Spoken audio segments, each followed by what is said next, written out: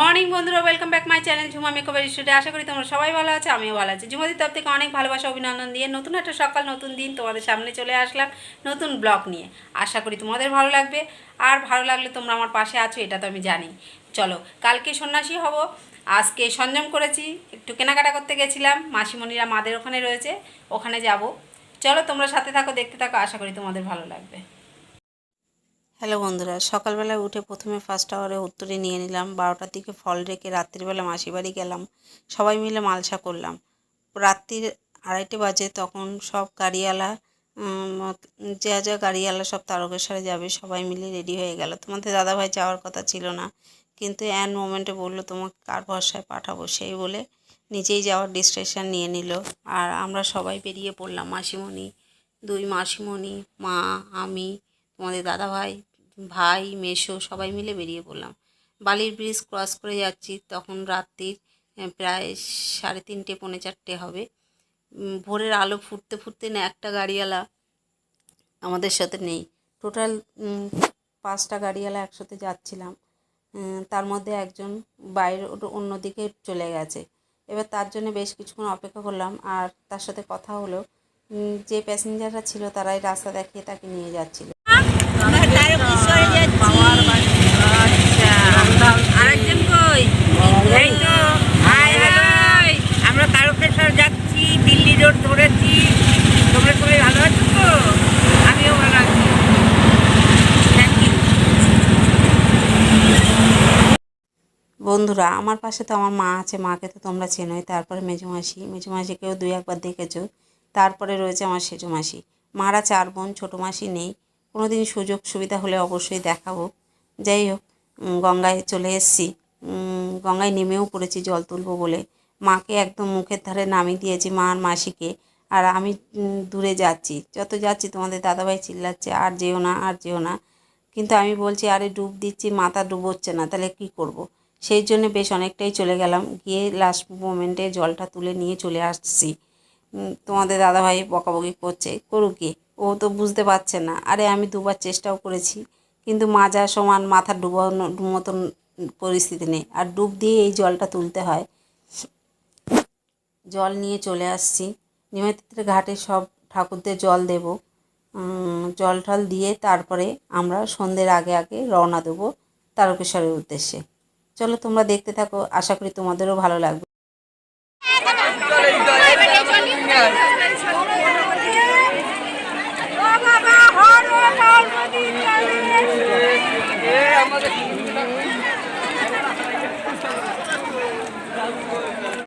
জল মাথায় করে নিয়ে নিমাইতীর্থের ঘাটে উঠে পড়লাম।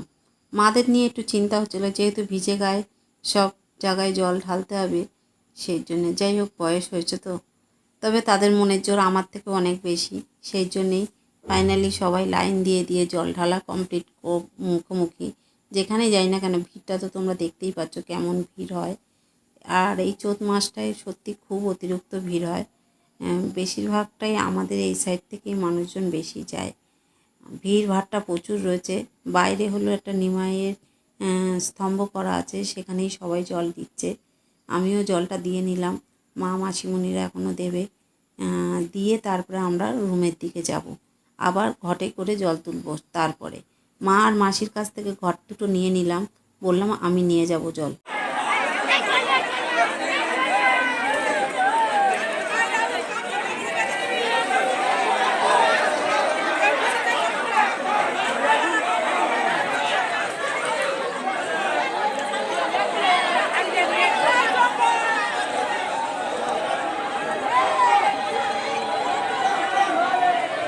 বাবার বাড়ি যাব বলে আমরা জল নিয়ে সবাই বেরিয়ে পড়েছি নিমাইতীর্থের ঘাট থেকে।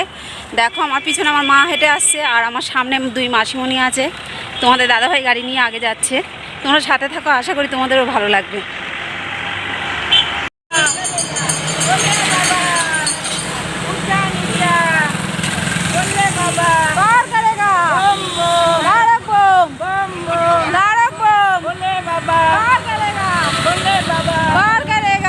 যাচ্ছ কোথায়? ওটা কি ঢালবে কোথায়? চলো, আমার আসতে হচ্ছে না। বাড়ি হেঁটে যাই চোপবারের ছেলেদের সামনে আছে। মা মা গাড়িতে যাবা গাড়িতে যাবা না হেঁটে যাবা? ওরা তো দাঁড়াচ্ছেন বসে। এই দেখো আমার এই জল। আমাদের যে ব্যাগটা আছে, জলের ব্যাগটা আছে। বাঘ নিয়ে হাঁটার ইচ্ছা ছিল, কিন্তু সেটা আর হলো না। আমরা তারকেশ্বরে পৌঁছে গেছি। তারকনাথের চরণে সেবা লাগে মহাদেব।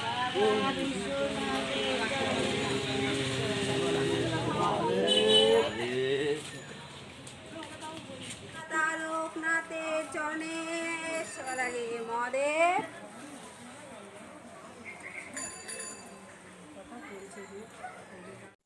তারকেশ্বরে যেখান থেকে আমরা বেরোলাম ওখানেই রুম ভাড়া নিয়েছি, মন্দিরের ব্যাক সাইডে একটু দূরে।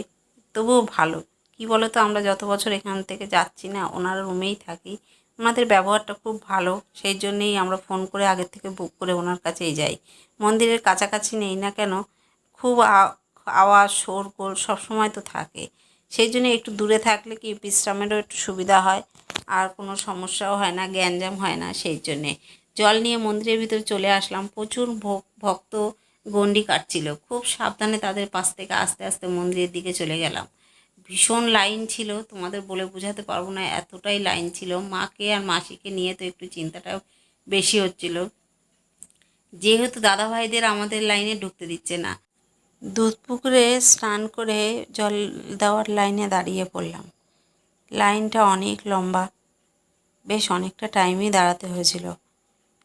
আর মা মাসিকে নিয়ে একটু বেশি চিন্তা করছিলাম, যেহেতু দুপুরবেলাতে গরমের সময় আর রোদের মধ্যে দাঁড়ানো ঠাই, সেই জন্যে লাইনে দাঁড়ানোটা তোমাদের সঙ্গে দেখাতে পারিনি, কারণ আমি দুধপুকুরে স্নান করার পরপরই তোমাদের দাদাভাইকে ফোন দিয়ে দিয়েছিলাম। আর যেহেতু ভিতরে ফোন অ্যালাউ নেই, সেহেতু নিজের কাছে ভিজে গায়ে কোথায় রাখবো, সেই জন্যে তোমাদের দাদাভাইয়ের কাছে দিয়ে দিয়েছিলাম। দুধপুকুরে নামছি, তোমাদের দাদাভাই তো আবার বকাবকি করছে, কি বলো তো, একটু জলের মধ্যে মুখের ধারটায় না অতিরিক্ত মানুষ জল ঘটাচ্ছে বলে জলটা একটু ঘোলা ঘোলা লাগছে, তাই একটু দূরে চলে গেলাম একটু পরিষ্কার জল আনার জন্যে। সবই পরিষ্কার, মন পরিষ্কার তো সব পরিষ্কার। যাই হোক, চলো বাবার মাথায় জলটা ঢালি। জলটা তো আমাদের তারকেশ্বর থেকে আনাই ছিল। ঘর শুদ্ধই একবারে ডুব দিয়ে উঠলাম, উঠে এবার বাবার মাথায় জল ঢালো। বাবার মাথায় জল ঢালাটা হলে না একটু টেনশন ফ্রি হব, কারণ মার দুটো পাই ভাঙা, ওনাকে খুব সাবধানে আমাকে মন্দিরের ভিতর থেকে বের করে আনতে হবে। বাবা তো আসতে দিতে চাইছিলই না, মা এক প্রকারে জেদ করেই আসার জন্যে বাধ্য হলো। জানি বুঝি বোনরা যাচ্ছে, সবাই মন চাইছে, আর বেশ কয়েক বছর ধরে বাবার ওখানে যাবে যাবে করছে, তাও আবার হেঁটে। চলো সাহস করে আমিও নিয়ে আসলাম। ওনাদের জল টল ঢালিয়ে সন্ধেবেলায় আরতি দেখার জন্যে বসে পড়লাম। জল ঢালতে গিয়ে তোমাদের বলে বোঝাতে পারবো না, এতই ভিতরে পান্ডা পুলিশ এগুলো এতই অসভ্যতামি করে না, আমার তো দুই একজনের সাথে মুখ বলাবলি হয়েই গেছে। কি বলো তো, মাদের ঢুকিয়ে দিয়ে আমাকে ঢুকতে দিচ্ছে না। এবার তিনটে বয়স্ক মানুষ আমাকে যদি ঢুকতে না দেয় তাহলে আমি কি করব বলো। তারপরে তোমাদের দাদাভাই এমনিই রাগারাগি করছিল, যেহেতু দাদাভাইকে লাইনে ঢুকতে দেয়নি, সেই জন্যে আরও আমার দায়িত্বটা একটু বেড়ে গেল। যাই হোক, বাবা রক্ষা করেছে, সবাইকে শান্তিভাবে জল টল ঢালিয়ে নিয়ে সন্ধ্যেবেলায় চলে আসলাম আরতি দেখাতে। হ্যালো বন্ধুরা, সকালবেলায় উঠেই সবাই তড়িহড়ি করে গুছিয়ে নিলাম যে আজকের মহাবিশ্ব, আজকেই তারকেশ্বরের লাস্ট, আমরা রাত্রিবেলায় বেরিয়ে পড়ব। সেই জন্য সারা দিনটাই আর নষ্ট করব না, চলো হলো শ্মশানটা দেখে নিই, তারপরে গোপালের জন্য লাইন দেবো, সেখানেও বেশ অনেকটা টাইমই যাবে। তারপরে যাব রাখাল দেখতে। রাখাল দেখে একেবারে বাবার মন্দির ঘুরে ঘরে যাব। গিয়ে যেহেতু মহাবিশ্বটা আমাদের সন্ধ্যের পরেই হবে, 8:30টায় টাইম ঘোষণা করেছে, সেহেতু পুরো দিনটাই আছে পড়ে। চলো তোমরাও দেখতে থাকো, আশা করি তোমাদের ভালো লাগবে। এখানে আগে কাঠের চুল্লুতে পোড়াতো, এখন এখানে ইলেকট্রিক চুল্লু তৈরি হয়েছে, সেই জন্য এই জায়গাটা এইভাবেই আছে। এখানেই সবাই শ্মশানে বাতি টাতি দিল, অনেকে চাল, যার যেটা পারো কথা সে সেইভাবে দিয়েছে। দিয়ে আমরা গোপালের লাইনে চলে আসলাম। লাইন দিয়ে বেশ মুখোমুখি কাছাকাছি এসে গেছি। তোমাদের দাদাভাইয়ের কাছে ফোনটা দিয়ে দিলাম, আর মা মাসি সবাই আগে তুলে নিক, তারপরে আমি গোপালকে তুলতে যাব। তোমরা দেখো, আশা করি তোমাদের ভালো লাগবে। এটা একটা রীতি, আমাদের এখানে সবাই এই রীতিটা পালন করে। তোমরা যারা তারকেশ্বরে এসছো তারা অবশ্যই জানবে, আর যারা আসুনি তারা জানাটা তাদের কাছে স্বাভাবিক না। তবে তোমরা দেখো, দেখলে বেশ কিছুটাই বুঝতে পারবে। এগুলো সব কি বলো তো, ভক্তির উপরেই নির্ভর করে।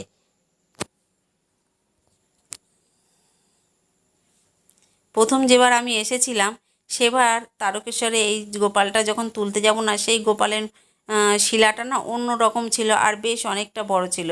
এইবার দেখছি এই শিলাটা অনেকটাই ছোট। তবে প্রথমবার এসে তুলতে যখন যাব মনে একটু দ্বিধা হচ্ছিল যে কি জানি তুলতে পারবো কি না। যাই হোক, সেবারও তুলতে পেরেছি। আর এবার দেখি বাবা কি করে, আমরা আর কোলে আসি কি না। তোমরা দেখতে থাকো, আশা করি তোমাদেরও ভালো লাগবে আমার এই ব্লগটা। হ্যালো বন্ধুরা, মার গোপাল তোলা হয়ে গেছে, মেজমাসি সেজমাসিরও হয়ে গেছে। মেজমাসি তুলবে, তারপরে আমি যাব। গোপালটা তোলার সত্যি কথা বলতে কি জানো, অনেকের অনেক আশা নিয়ে তার কাছে যায়, আর আমার তো একটাই জায়গায় আক্ষেপ আছে। সেই আক্ষেপটা পূরণ করার চিন্তাভাবনাই আমার সবসময় মাথার মধ্যে ঘোরে। তাই ভগবানের কাছে সবসময় একটাই জিনিস বলি যে আমার সেই আক্ষেপটা তোমরা পূরণ করো। আর গোপাল তো একটা সন্তানের মতো। চলো, কষ্টের কথা আর নাই বা বললাম, কি বলো তো, এটা বলতে বলতে অনেকটা আমি একটু আবেগে ভেসে গেছিলাম। কারণ এটা আমি চাইনি তোমাদের সামনে তুলে ধরতে, কিন্তু যাই হোক হয়ে গেছে। তোমরাও দেখো জিনিসগুলো, তোমাদের ভালো লাগবে। আর আমার কষ্ট আমার কাছেই থাক, আর বললাম না কিছু। এখান থেকেই না আমরা এবার তারকেশ্বরের মন্দির ঘুরে ঘরে চলে যাব। আর একটা কথা, কি বলো তো, রাত্রি 8:30টার সময় আমাদের মহাবেশের টাইম পড়েছে। এখন ঘরে যাব, গিয়ে একটু রেস্ট নিয়ে তারপরে রাত্রি 2:30টার সময় আবার বেরিয়ে পড়লাম সবাই দক্ষিণেশ্বরের উদ্দেশ্যে। সব অটোগুলো একসাথে যাচ্ছিল, সত্যি ভালো লাগছিল। হ্যালো বন্ধুরা, আসার সময় 5টা অটো এসেছিলাম আর যাওয়ার সময় 12টা অটো যাচ্ছি। সবাই মিলে হাসি মজা করতে করতে দক্ষিণেশ্বরে পৌঁছে গেলাম। গেটের সামনে গিয়ে দেখি গেট এখনও খুলেনি, 6:30টায় খুলবে। সবাই লাইনে দাঁড়িয়ে পড়লাম। ভিড়টা তোমরা দেখতেই পাচ্ছ।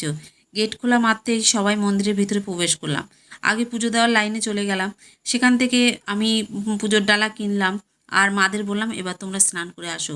একদম ফার্স্টেই আমাদের লাইন ছিল, তাই পুজোটা খুব তাড়াতাড়ি আমরা দিয়ে নিয়েছি।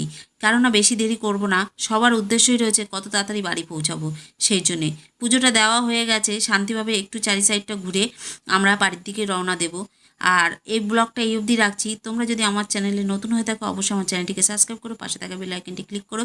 আমার ভিডিও ভালো লাগলে অবশ্যই লাইক কমেন্ট শেয়ার করো। সবাই যেভাবে সাপোর্ট করছো করো, ভালোবাসা দিও। আর বেশ কিছু বললাম না,